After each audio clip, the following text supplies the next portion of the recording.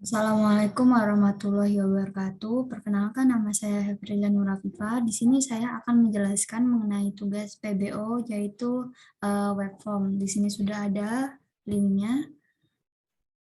Nah, di sini terdapat step pertama. Langkah pertama yaitu kita membuka Visual Studio Code-nya. Lalu kita create new project. Lalu di sini kita cari aja web form. Nah, kita pilih yang ini, lalu next. Lalu untuk namanya itu coba lalu create. Nah, ini sedang loading.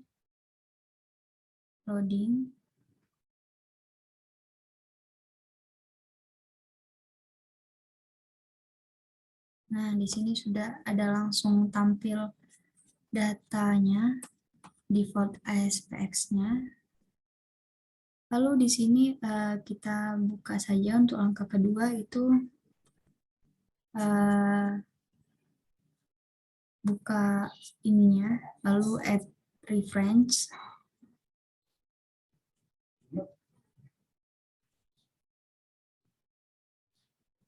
Coba lalu add reference. Nah,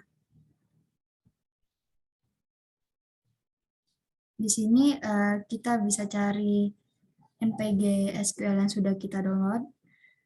Sini saya sudah membuat web form-nya. Nah, yang pertama itu ada HTML-nya. Di sini saya menggunakan Bootstrap. Lalu untuk namanya yaitu form 1. Di sini fungsi server yaitu untuk menghubungkan ke CS-nya nanti. Lalu untuk judul pertama yaitu ada insertion atau update. Lalu untuk tabelnya, TD itu untuk membuat tabel. Di sini ada employee ID dan di sini ada text box-nya dengan ID txt MID. Di run-nya nanti akan terhubung dengan CS-nya. Lalu di sini ada tabel employee first name. Di sini text box-nya first name, F-name itu artinya first name, nanti akan dihubungkan ke CS-nya juga. Lalu di sini ada tabel employee last name dengan ID txt_ml name. Lalu ada tabel employee email ID. Di sini ID-nya txt_m email. Lalu ada button. Nah, di sini untuk yang pertama itu buttonnya menggunakan ID btn insertion. Nanti akan terhubung pada CS-nya. Lalu untuk teksnya insert. On click button insertion.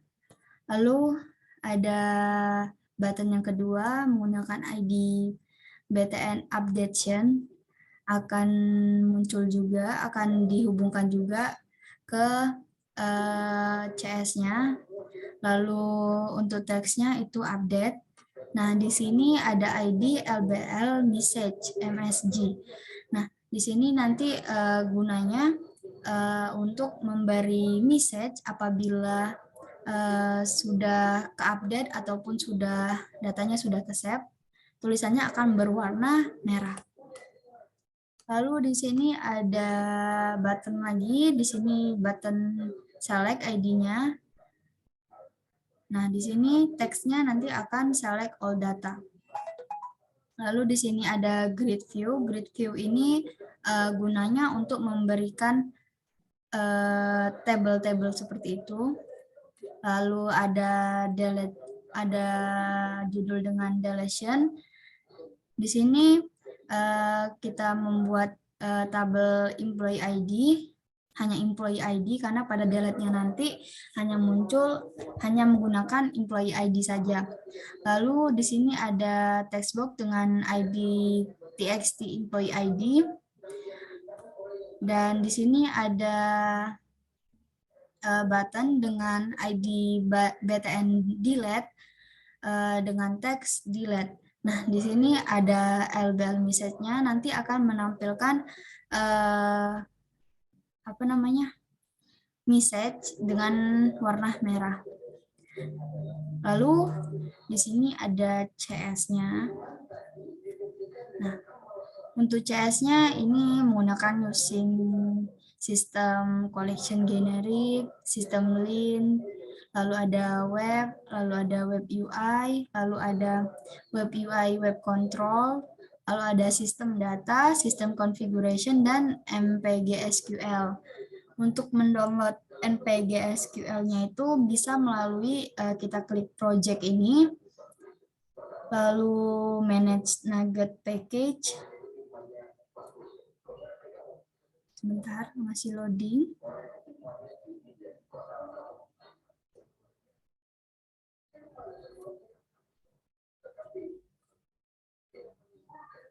Nah, di sini kita klik saja NPG SQL. Nah, di sini karena sudah saya download, saya menggunakan versi 6.03.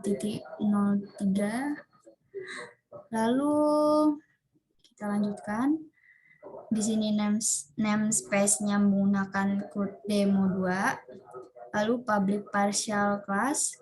Ini gunanya public partial class yaitu untuk membagi kelasnya. Nah, lalu di sini ada protected void. Fungsi dari protected void ini sama saja seperti public. Jadi hanya bisa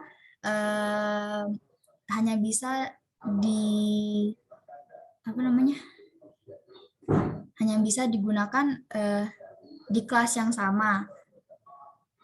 Lalu di sini ada tadi button insertion click, object, sender, event. Lalu di sini usingnya menggunakan NPG SQL connection. Nah, di sini ada server, ada portnya, lalu ada database, lalu ada user ID, dan ada password. Ini gunanya untuk menghubungkan ke SQL-nya nanti. Lalu di sini ada connection open untuk membuka koneksinya. Di sini ada NPG SQL command menggunakan perintah cmd.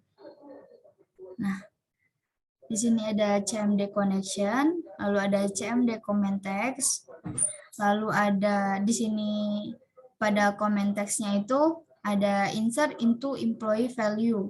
Nah, pada employee value-nya nanti itu ada ID, ada first name, ada last name, dan ada email. Lalu ada cmd comment type, lalu ada cmd parameter. Ini menggunakan add untuk memasukkannya, itu mengambil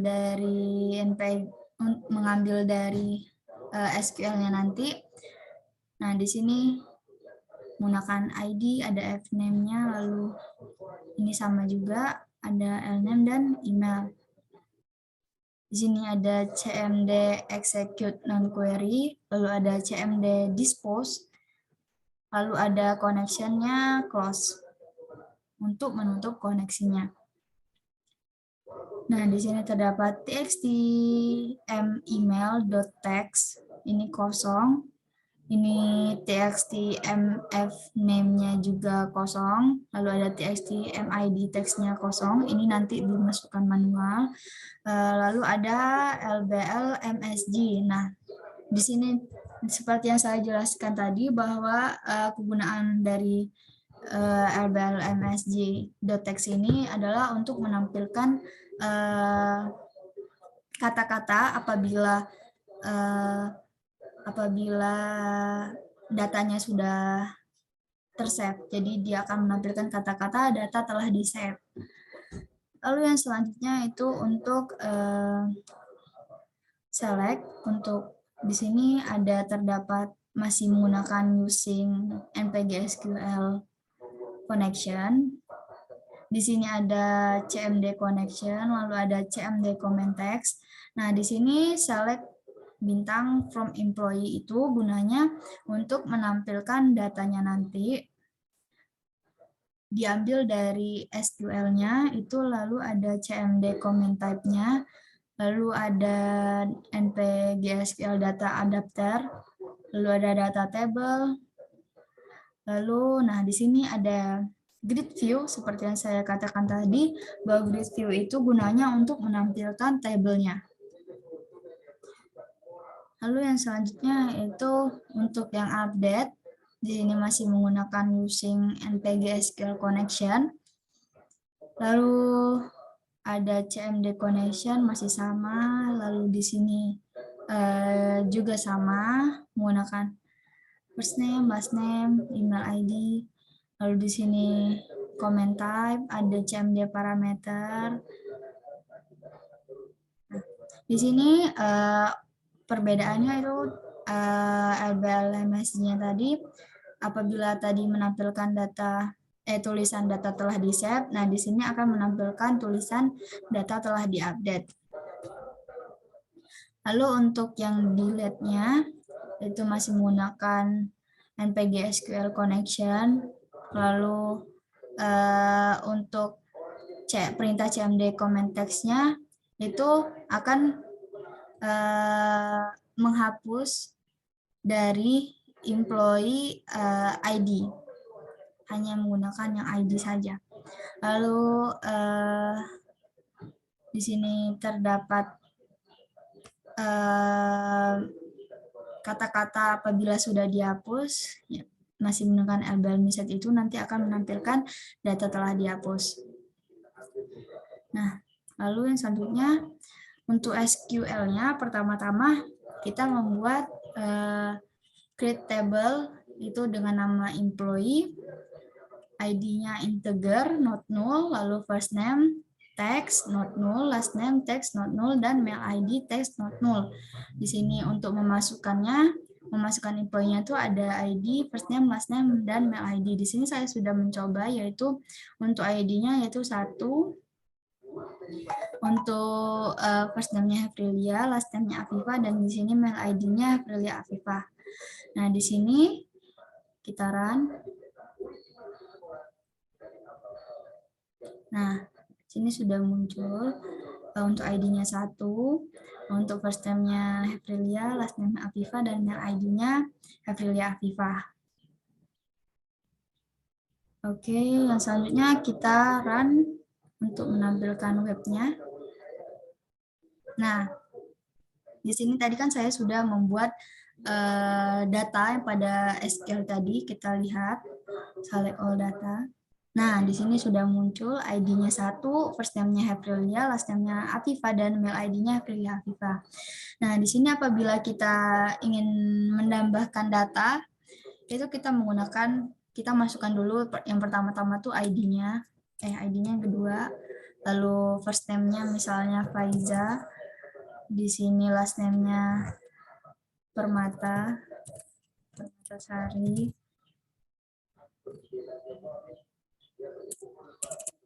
lalu employee ID-nya Faiza Permatasari. Nah, di sini kita tinggal klik insert untuk memasukkan data. Nah, lalu akan muncul tulisan dari fungsi LBL MSG tadi itu data telah di-save. Lalu kita select all datanya. Baik, sudah muncul di sini. Lalu untuk yang selanjutnya itu ada delete. Apabila kita ingin delete, kita masukkan ID-nya saja, yaitu 2. Kita coba delete. Nah, lalu kita select all data. Nah, sudah ke delete. Mungkin itu saja yang dapat saya sampaikan. Apabila saya ada salah kata, saya mohon maaf. Wassalamualaikum warahmatullahi wabarakatuh.